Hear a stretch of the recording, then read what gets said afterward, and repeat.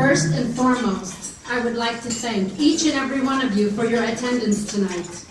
I appreciate you being with us as we kick off my campaign for judge of the 19th District Court. For the open seat, which will be vacated when Judge Bill Halprin retires at the end of the year. And I'd like to thank Judge Halprin, who is present here tonight. Thank you, Judge Halprin, for your attendance and for your pledge of support to my campaign. You are all my friends and family, and I want you to know that I am running for judge because it is the right time for me to give back to the community. Over 24 years ago, I walked down the steps of Wayne State Law School for the last time with my Juris Doctor in hand, the law school behind me and the world in front of me. Back then, I thought that I knew everything there was to know about everything in the world. After all, I had just finished reading what seemed to be like 1,000 law books. Little did I know that the real lesson in life was just about to begin. I will explain the first and probably the most important lesson that I learned and how it changed my decision to run for judge of the district court. The lesson is this: there is a right time for everything. As a lawyer, I learned that it was important to handle cases commensurate with the level of experience and skill acquired. I have seen instances in which justice was not served for either the plaintiff or the defense. We have all heard of people going to prison for crimes for which they were later exonerated, and others seeming to evade the system altogether. For example, early in my career, I witnessed the defendant being sent to prison for the rest of his life for a crime he did not commit because his attorney took on the case without having first acquired adequate trial skills.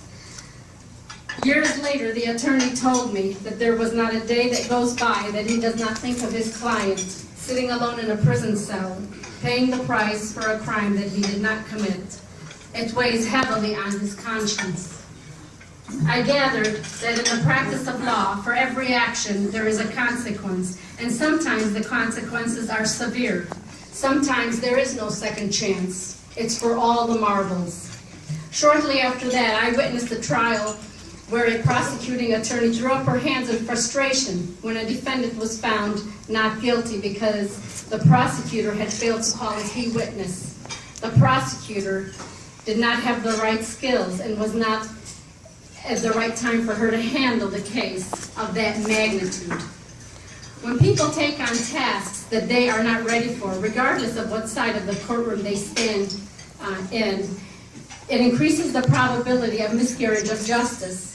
As a young lawyer, I think this consciousness to heart, and I worked tirelessly to grow and learn so that I could be prepared for the next step in my life, and when I reached it, I would be ready.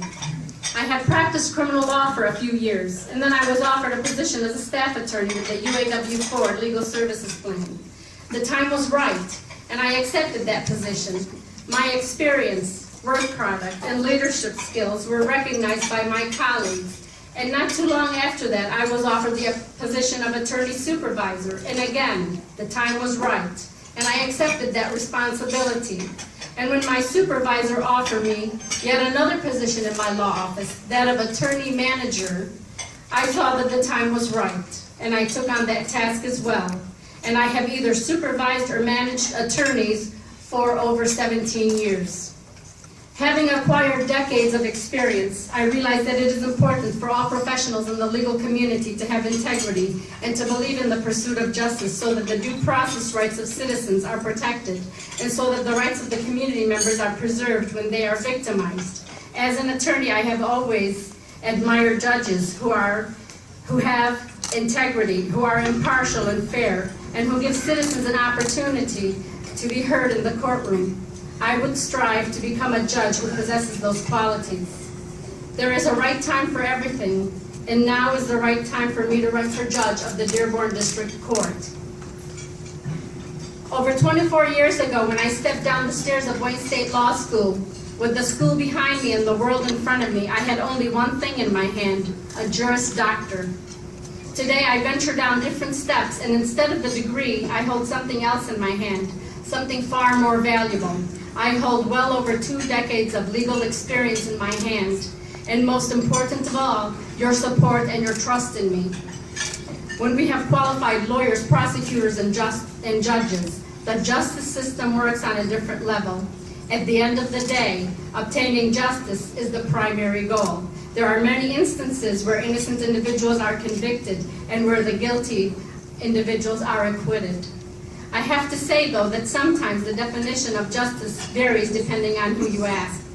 There was once a defendant who was accused of stealing some jewelry.